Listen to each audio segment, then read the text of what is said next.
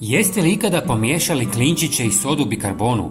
U ovom kratkom videu dijelimo recept koji će vas iznenaditi svom svestranošću i učinkovitošću. Nećete vjerovati koliko je ova kombinacija učinkovita, stoga svakako ostanite s nama do kraja videa. Prvo, stavite jednu žlicu klinčića u mlinac. Dodajte istu količinu sušene mente i sameljite ih zajedno.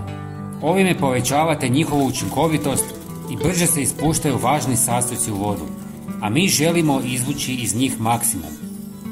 Pišite nam u komentarima odakle nas pratite. Ja sam iz Hrvatske. Hvala vam.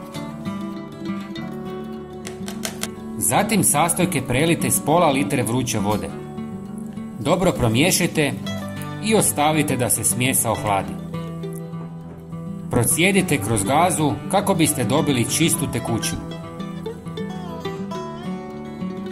Dodajte žlicu sode bikarbone i miješajte dok se potpuno ne otopi. Tako ćete dobiti višenamjensku tekućinu sa iznenađujućim svojstvima. Ovaj pripravak djeluje kao nevjerovatno učinkovita prirodna vodica za ispiranje usta.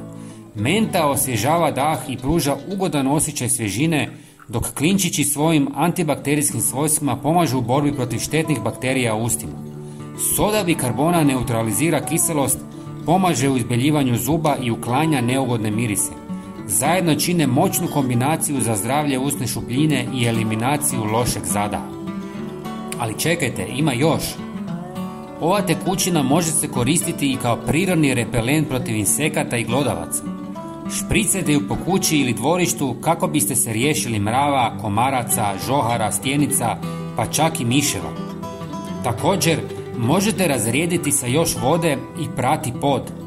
I ne samo da će se pod sjajiti, nego će biti i zaštićen od insekata.